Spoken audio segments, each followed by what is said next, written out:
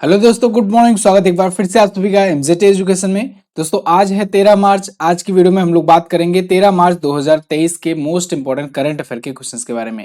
Video पूरा ध्यान से देखिएगा, वीडियो डिटेल में समझाई गई है। क्विकली रिवीजन कर लेते हैं फटाफट से हम लोग। उत्तराखंड में देश का पहला इलेक्ट्रिक तीर्थ यात्रा गलियारा बनाया जा रहा है। और अभी याओसांग महोत्सव ये मणिपुर में आयोजित हुआ है। ये होली के अवसर पर आयोजित होता है प्रत्येक वर्ष। और अभी रक्षा मंत्रालय ने डॉर्नियर विमान खरीदने की घोषणा की है एचएएल से, और ये टोटल संख्या में होंगे 6। हिंदुस्तान यूनिलीवर के नए सीईओ बनाए गए रोहित जावा। 25 साल में पहली बार कोलंबिया में महिलाओं के लिए सैन्य सेवाएं शुरू की गई हैं। और अभी चर्चे में रही पुस्तक as good as my word के लेखक हैं के.एम. चंद्रशेखर, जो कि पूर्व कैबिनेट सचिव रह चुके हैं। सिटी इंडेक्स 2023 के अनुसार दुनिया में सबसे ज्यादा महिला अरबपतियों की सूची में भारत है 5वें स्थान पर। और अभी तेलंगाना राज्य ने महिलाओं के लिए नया स्वास्थ्य कार्यक्रम आरोग्य महिला लॉन्च किया है।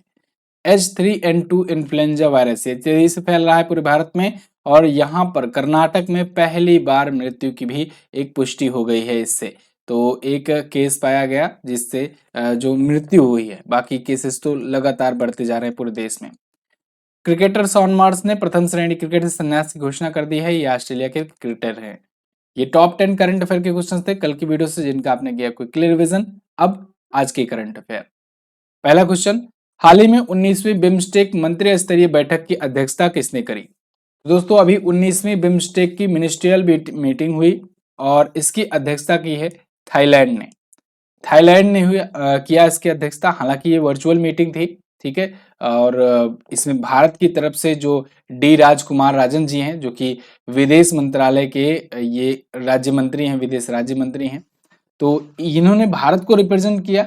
और टोटल ऐसे मंत्री स्तरीय बैठक थी। बिम्स्टेक है क्या, इसके बारे में जानते हैं। सबसे ज्यादा इंपॉर्टेंट तो यही है। वैसे ये बैठक तो 9 मार्च को हुई, 19वां इसका संस्करण था, ये बस इतना ध्यान रखिए। और थाईलैंड ने मेजबानी की इस बार। बाकी आप बिम्स्टेक से ध्यान रखिएगा। बिम्स्टेक का मतलब Bay of Bengal initiative for multi sectoral technical and economic cooperation, इसका फुल फॉर्म भी पूछा जाता है, याद रखेंगे आप। बिम्स्टेक दोस्तों 7 दक्षिण एशियाई यानी साउथ एशियन कंट्रीज का एक संगठन है, जिसमें भूटान, बांग्लादेश, भारत, म्यांमार, नेपाल, श्रीलंका और थाईलैंड शामिल है। इसका गठन 1997 में बैंकॉक डिक्लेरेशन के बाद किया गया था। इसका हेडक्वार्टर ढाका में है, बांग्लादेश में। स्थापना 1997, महासचिव तेंजिंग लेकफेल है, जो कि भूटान के हैं। ठीक है, कौन है महासचिव? तेंजिन लेकफेल। तो बिम्स्टेक ये रहा। और ऐसा ही एक अभी मैंने कुछ दिन पहले आपको आसियान संगठन के बारे में बताया था, ठीक है, जिसमें बताया था मैंने कि आसियान में भारत नहीं शामिल है, लेकिन टोटल उसमें 10 सदस्य देश हैं।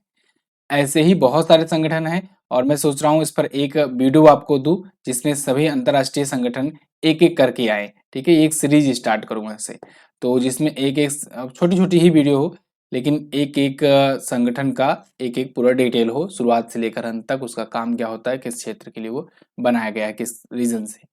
तो अगर आप चाहते हैं तो कमेंट बॉक्स में कीजिए, इसको कोशिश करते हैं इसको बनाने की। आगे, किस राज्य ने नई खेल नीति 2023 को मंजूरी दी? तो अभी हाल ही में उत्तर प्रदेश गवर्नमेंट ने अनाउंस किया है नई स्पोर्ट पॉलिसी। भारत में उत्तर प्रदेश राज्य जो है ये सबसे ज्यादा पॉपुलेशन वाला राज्य है। यहाँ से बहुत अच्छे अच्छे खिलाड़ी निकल सकते हैं। अभी देखो उत्तर प्रदेश में ही आपको पता होगा कि खेलो इंडिया यूनिवर्सिटी गेम इस बार मेजबानी करने वाला है। बताया था ना मैंने, पहले संस्करण की मेजबानी भुवनेश्वर किया था, दूसरा किया था कौन? बेंगलुरु। और तीसरा कौन करेगा? यूपी में होगा ये तीसरा वाला। ठीक है, तो पहला उड़ीसा, दूसरा कर्नाटक, तीसरा संस्करण होगा खेलो इंडिया यूनिवर्सिटी गेम का उत्तर प्रदेश में। तो ऐसे में यहाँ पर देखो नई स्पोर्ट पॉलिसी लाई जा रही है, जिससे स्पोर्ट को बढ़ावा दिया जाए। कुछ दिन पहले ही अगर आपको याद हो तो मैंने बताया था यूपी के सीएम योगी आदित्यनाथ ने अनाउंस किया था एक जिला एक खेल योजना, यानी वन डिस्ट्रिक्ट वन स्पोर्ट योजना। ये भी इसी के तहत समझ लो, नई स्पोर्ट पॉलिसी के तहत ही है। ये वन डिस्ट्रिक्ट वन स्पोर्ट योजना जो है ये वन डिस्ट्रिक्ट वन प्रोडक्ट यानी ओडीओपी के तर्ज पर ही शुरू किया गया है। और इसका मकसद ये होगा कि हर एक जिले से एक एक स्पोर्ट जो है इसको बढ़ावा दिया जाए, इसको प्रमोट किया जाए। तो उत्तर प्रदेश की कैबिनेट ने नए स्पोर्ट पॉलिसी 2023 के लिए ये घोषणा की हुई है। क्लियर? अब उत्तर प्रदेश आया है, उत्तर प्रदेश के बारे में जानेंगे। उत्तर प्रदेश देख लीजिए मैप में, यहाँ पर है, राजधानी इसकी लखनऊ होती है। सीएम है योगी आदित्यनाथ जी और गवर्नर है आनंदीबेन पटेल। और यहाँ पर झीलों की अगर बात करें तो रामगढ़ ताल, सुराहा ताल, गोविंद बल्लभ पंत सागर और मोती झील भी है। दुधवा नेशनल पार्क ये कहाँ पर है? ये है लखीमपुर खीरी में, बहुत इंपॉर्टेंट है। नवाबगंज पक्षी अभ्यारण्य, पीलीभीत टाइगर रिजर्व है, चंद्रप्रभा गेंद सेंचुरी यहीं पर है, ठीक है। और चरकुला, नौटंकी, रासलीला, रामलीला, धोबिया, थाली, पैता, छोरा, ये प्रमुख लोक नृत्य हैं जो कि बहुत पूछे जाते हैं एग्जाम्स में। दोस्तों उत्तर प्रदेश में सबसे ज्यादा पॉपुलेशन है, इसलिए यहाँ पर हर प्रकार की सीटें जो है वो सबसे ज्यादा है, चाहे वो विधानसभा की हो, चाहे विधान परिषद की, चाहे लोकसभा, चाहे राज्यसभा, क्योंकि पॉपुलेशन सबसे ज्यादा है। 75 जिले हैं यहाँ पर, ठीक है। और उत्तर प्रदेश का राजकीय पशु होता है बारहसिंघा, राजकीय पक्षी होता है सारस, राजकीय पुष्प पलाश और राजकीय पेड़ होता है यानी राजकीय वृक्ष होता है अशोक। क्लियर। अपना बॉर्डर ये सबसे ज्यादा राज्यों से शेयर करता है। कितने राज्यों से? ये 8 राज्यों और एक केंद्र शासित प्रदेश से अपना बॉर्डर शेयर करता है, यानी कि टोटल 9 से सबसे ज्यादा है जो कि। आगे, शी जिनपिंग ने चीन के राष्ट्रपति के रूप में कौन सी बात पद ग्रहण किया? तो शी जिनपिंग ने दोस्तों अभी तीसरा कार्यकाल अपना शुरू कर दिया है as a president of China. अब ये चाइना के तीसरे ये कार्यकाल वाले प्रेसिडेंट होंगे और 5-5 सालों का कार्यकाल क्योंकि ये पूरा कर चुके हैं, तीसरा इनका थर्ड टर्म 5 साल का शुरू होने जा रहा है और ये चाइना के इतिहास में सबसे ज्यादा लंबे कार्यकाल वाले प्रेसिडेंट बन जाएंगे, ठीक है। तो शी जिनपिंग जो है ये हिस्टोरिक थर्ड अपना पीरियड शुरू करेंगे। अच्छा, ये किस पार्टी से हैं ये पूछा जा सकता है। नेशनल पीपुल्स कांग्रेस पार्टी से। भारत के पड़ोस में जो भी प्रधानमंत्री या राष्ट्रपति के पद पर हैं वो किस किस पार्टी से हैं ये इंपॉर्टेंट होता है, इसको आप याद कर लेना, पूछा जा सकता है। जैसे मैं आपको बताऊं, चाइना के प्रेसिडेंट जो है ये नेशनल पीपुल्स कांग्रेस पार्टी से हुए। नेपाल के जो प्रधानमंत्री हैं कौन है? पुष्प कुमार दहल, ये कम्युनिस्ट पार्टी ऑफ नेपाल से हैं। और वहीं पाकिस्तान के जो शहबाज शरीफ है पाकिस्तान के प्रधानमंत्री, ये पाकिस्तान मुस्लिम लीग से हैं।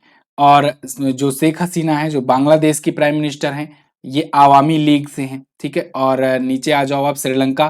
श्रीलंका में जो प्रधानमंत्री हैं दिनेश गुणवर्धना, ये श्रीलंका पोदुजना पेरामुना पार्टी से हैं। फिर से बोल रहा हूँ, श्रीलंका पोदुजना पेरनमुना पार्टी से। तो ये सभी आसपास के जो देश हैं अपने, उनके जो प्राइम मिनिस्टर्स हैं वो किस पार्टी से हैं, क्वेश्चंस बन सकता है, नोट डाउन कर लो।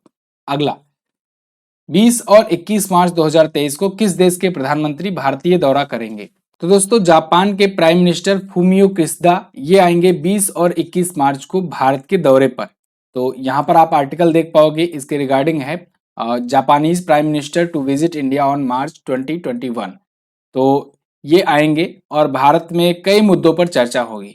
जैसे भारत चूंकि इस बार G20 की मेजबानी कर रहा है, अब G20 समिट में भी क्या हुआ था कि कई मामलों में इन्होंने तीखे रुख अपनाए थे भारत के खिलाफ, कि भारत जो है वो खुल करके रसिया का विरोध नहीं कर रहा है वगैरह वगैरह करके।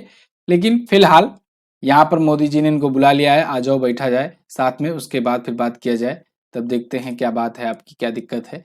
तो फिलहाल ये आएंगे 20 और 21 मार्च को भारत में। और चूंकि ये जापान जो है G7 का भी हिस्सा है और G20 का भी हिस्सा है, तो ऐसे में ये बहुत ज्यादा इफेक्टिव ये मीटिंग होने वाली है। फिलहाल अभी आपको याद होगा कुछ दिन पहले ही इटली की प्राइम मिनिस्टर आई थी और उससे भी उसके बाद जस्ट आए थे ऑस्ट्रेलिया के प्राइम मिनिस्टर, ठीक है। तो दोनों का नाम आप हमें कमेंट करके बता दो। वैसे इटली की प्राइम मिनिस्टर को रायसीना डायलॉग में मुख्य अतिथि के रूप में बुलाया गया था। जापान आया है, चलिए वर्ल्ड मैप में दिखाता हूं कहां पर है। तो वर्ल्ड मैप में आप देखोगे ये रहा प्यारा भारत अपना, और यहां से हम लोग आएंगे इधर चाइना को पार करते हुए, साउथ कोरिया वगैरह को पार करते हुए, ये रहा जापान, ठीक है। रास्ता न याद हो देख लो, यहीं से चाइना को पार करोगे इधर आ जाओगे, ये रहा जापान। जापान की कैपिटल होती है टोक्यो, जहां पर हुआ था अभी पिछला वाला ओलंपिक गेम, टोक्यो ओलंपिक 2020, ठीक है। भारत ने टोटल जीते थे 7 मेडल यहाँ पर ओलंपिक में, और जब पैरा ओलंपिक हुआ तो उसमें 19 मेडल भारत ने जीते थे। फिलहाल वो तो स्पोर्ट की बात है। जापान के प्राइम मिनिस्टर फूमियो किशिदा, यहाँ की मुद्रा होती है येन। क्या होती है? येन। अगला क्वेश्चन, हाल ही में प्राइम मिनिस्टर मोदी ने कहां पर दुनिया के सबसे लंबे रेलवे प्लेटफॉर्म का उद्घाटन किया? तो प्रधानमंत्री नरेंद्र मोदी जी ने अभी हाल ही में हुगली स्टेशन पर दुनिया के सबसे लंबे रेलवे प्लेटफॉर्म का उद्घाटन किया है। ये प्लेटफॉर्म 1500 मीटर से भी लंबा है। अभी तक देखो ये रिकॉर्ड था गोरखपुर के नाम। गोरखपुर उत्तर प्रदेश का एक शहर है और आप में से बहुत सारे लोग जानते होंगे योगी आदित्यनाथ जो हैं ये गोरखपुर से आते हैं, जो यूपी के सीएम है। तो यहाँ का जो रेलवे प्लेटफॉर्म था ना, ये यहाँ पर मैं गया भी हूँ, ये 1367.67 करके इतना मीटर करके ये था दुनिया का अब तक का सबसे लंबा। ठीक है, एक्चुअली में यहाँ पर मैंने देखा कि ये जो प्लेटफॉर्म है ना, ये कैसे लंबा है।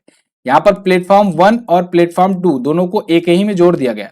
मतलब यहाँ से जैसे यहाँ तक चल रहे हो, ये यहाँ तक प्लेटफॉर्म 1 है, फिर यहीं से प्लेटफॉर्म 2 भी शुरू हो जाता है। इस वजह से गोरखपुर का प्लेटफॉर्म सबसे लंबा हो गया था। अब हुगली वाले में तो नहीं गया हूं, लेकिन अब इसका तो नहीं पता, लेकिन फिलहाल खबरें आ रही हैं कि 1500 मीटर से ज्यादा ये बनाया गया है हुगली वाला। ठीक है, यहाँ पर आप आर्टिकल देख लो, PM Narendra Modi inaugurate world longest railway platform in Hubli Karnataka. अच्छा, हुबली कहां पर है ये ध्यान रखिएगा, कर्नाटक में है। ठीक है, कंफ्यूज मत होना, हुबली है कर्नाटक में, और यहाँ पर दुनिया का सबसे लंबा रेलवे प्लेटफॉर्म 1505 मीटर का ही होगा। कर्नाटक के धारवाड़ जिले में ये पड़ता है।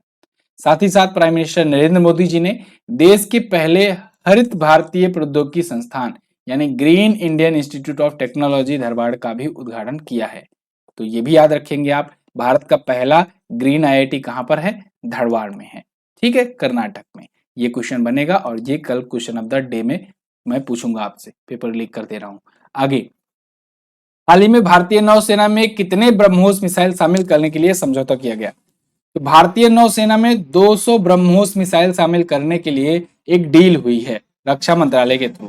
ठीक है, किसके साथ हुआ है, ब्रह्मोस एरोस्पेस के साथ।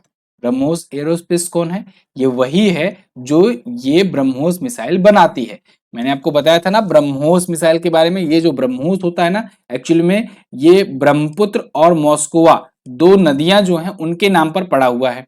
ब्रह्मपुत्र नदी है अपने प्यारे भारत की, मॉस्कोवा नदी है रसिया की। तो रसिया और इंडिया का ये संयुक्त उद्यम है, इसलिए रसिया और इंडिया ने अपनी अपनी नदियों को मिला करके, मतलब नदियों के नाम को मिला करके एक कंपनी बनाई थी ब्रह्मोस एरोस्पेस, और उसके द्वारा ब्रह्मोस मिसाइल बनाई जाती है, जो कि दुनिया की फास्टेस्ट ये क्रूज सुपरसोनिक मिसाइल मानी जाती है। देखो, एक होती है क्रूज मिसाइल, एक होती है बैलिस्टिक मिसाइल। बहुत बार इसके बारे में वैसे बताया गया है।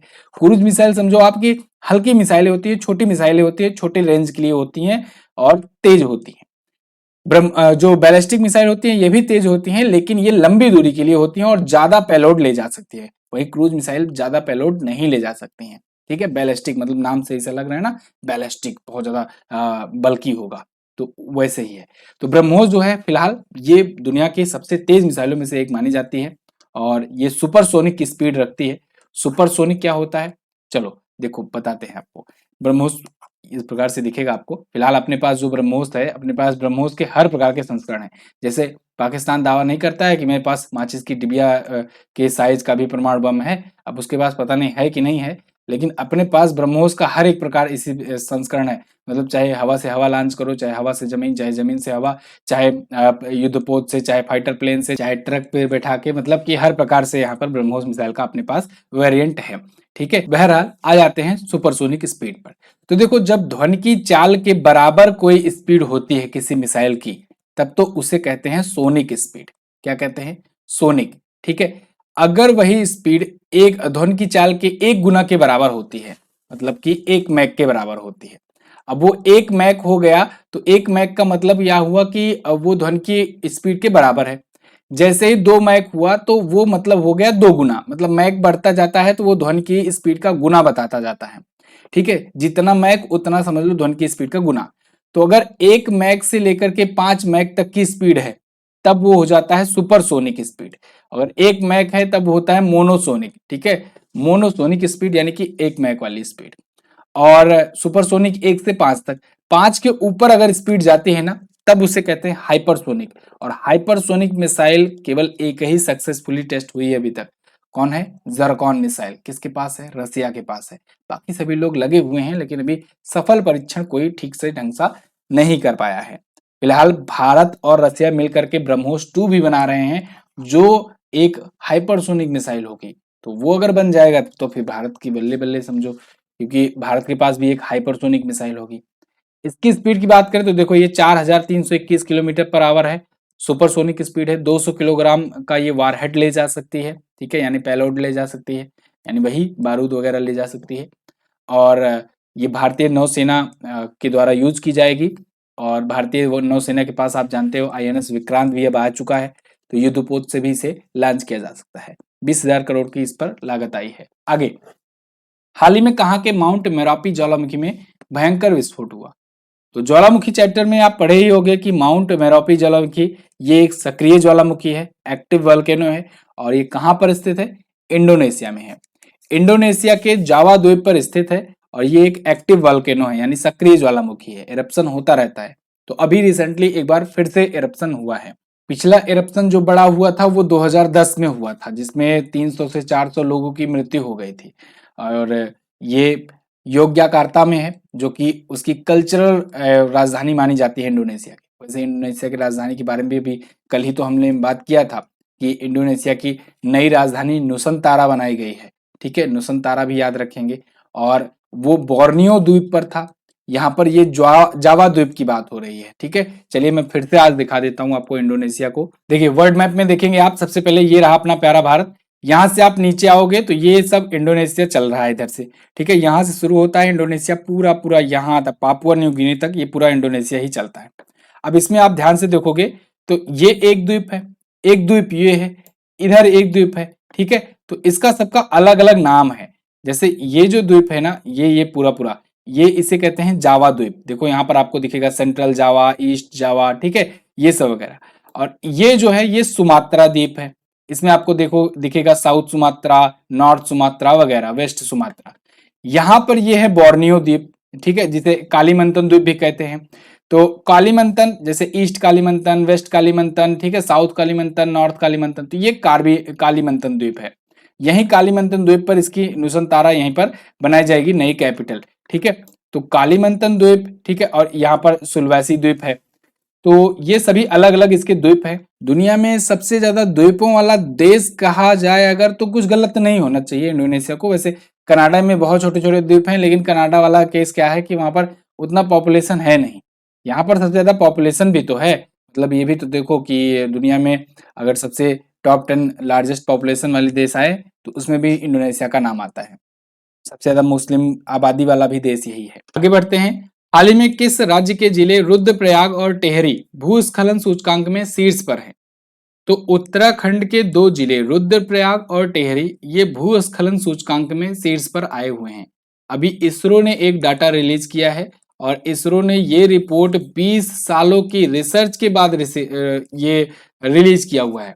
इसरो ने बताया है कि पिछले 20 सालों में जो उसके सैटेलाइट रन कर रहे थे 1998 से 2022 तक, उसके बीच में 80,000 से ज्यादा भूस्खलन का डेटाबेस तैयार किया गया और इस डेटाबेस के अनुसार ये पाया गया कि उत्तराखंड के दो जिले रुद्रप्रयाग और टिहरी, ये जो भूस्खलन होता है ना, इसके इसके सबसे ज्यादा जोखिम का सामना कर रहे हैं। अभी आपने देखा था उत्तराखंड का ही एक जिला था जोशीमठ, एक एरिया था जोशीमठ, और वहां पर बहुत सारी ऐसी घटनाएं देखने को मिली थी, बहुत खबरों में रहा था पिछले दिनों। ठीक है, तो ऐसे में रुद्रप्रयाग और टिहरी ये दो जिले और हैं जो इसरो के अनुसार ये खतरनाक स्थिति का सामना कर रहे हैं। ठीक है, यहाँ पर पिछले 20 वर्षों में भूस्खलन की सबसे ज्यादा अधिक घटनाएं हुई हैं। इसरो के बारे में तो आप बेसिक चीजें जानते ही हो, फिर से रिवीजन कर लो। इंडियन स्पेस रिसर्च ऑर्गेनाइजेशन स्थापना 1969 में हुई थी 15 अगस्त के दिन। हेडक्वार्टर बेंगलुरु में है और एस सोमनाथ जी इसके वर्तमान में है अध्यक्ष। यहाँ पर उत्तराखंड के बारे में देख लो। उत्तराखंड यहाँ पर पड़ेगा आपको उत्तर प्रदेश में 13 जिलों को लेकर के अलग हुआ था। पुष्कर सिंह धामी बीजेपी पार्टी से सीएम है। लेफ्टिनेंट जनरल गुरमीत सिंह यहाँ के गवर्नर है। ठीक है, आगे बढ़ते हैं। किस शहर ने भिखारी मुक्त शहर पहल शुरू किया? तो अभी हाल ही में महाराष्ट्र के एक शहर नागपुर ने भिखारी मुक्त शहर पहल शुरू किया है। वहां पर भिखारियों को उनके शेल्टर में पहुंचाने के लिए, भिखारियों के लिए बेसिकली एक आवास बनाए गए हैं, शेल्टर बनाए गए हैं, वहां पर ले जाकर के छोड़ा जाएगा।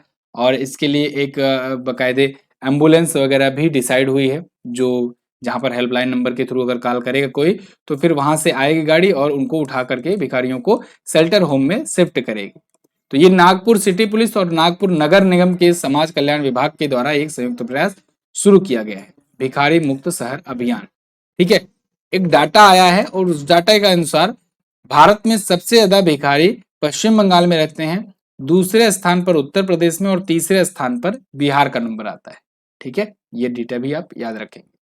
आगे, एक्सिस म्यूचुअल फंड के नए एमडी और सीईओ कौन नियुक्त किए गए? तो एक्सिस बैंक का ही एक यूनिट है एक्सिस म्यूचुअल फंड, तो उसके नए एमडी और सीईओ नियुक्त किए गए हैं बी गोप कुमार। कौन? बी गोप कुमार। यहाँ पर आप आर्टिकल्स देख पाओगे, एक्सिस एसेट मैनेजमेंट कंपनी के द्वारा अनाउंस किया गया है नए एमडी और सीईओ को। और ये किसकी जगह पर आएंगे? ये आएंगे दोस्तों चंद्रेश निगम की जगह पर, जो पिछले सीईओ थे। और फिलहाल गोप कुमार के पास काफी ज्यादा अनुभव है, 28 साल से ज्यादा का एक्सपीरियंस है। ये एक्सिस बैंक का एक्सिस म्यूचुअल फंड संभालेंगे। एक्सिस बैंक के सीईओ अगर पूछा जाए तो आप अमिताभ चौधरी का नाम देंगे। अच्छा, आपने सुना होगा अभी कुछ दिन पहले सिटी बैंक। सिटी बैंक का भारत में जो जो प्रोसेस था उसका अधिग्रहण किसने कर लिया था? एक्सिस बैंक ने। क्वेश्चन कवर कराया था मैंने। ठीक है, सिटी बैंक अमेरिकी कंपनी है, अमेरिकन बैंक है। इसका जो भारत का पूरा व्यापार था ये अब एक्सिस बैंक का हो गया। क्लियर? ये थे आज के दिन के टॉप 10 करंट अफेयर के क्वेश्चंस। आई होप आपको वीडियो इन्फॉर्मेटिव लगी होगी। अगर इन्फॉर्मेटिव लगी है तो लाइक कीजिएगा, शेयर कीजिएगा अपने दोस्तों के पास। कल मैंने क्वेश्चन पूछा था 36वें संविधान संशोधन के तहत 16 मई 1975 को भारत का 22वां राज्य कौन बना? तो सिक्किम बना था। विश्व लीवर दिवस 19 अप्रैल को मनाया जाता है। बहुत सारे लोगों ने आंसर किया।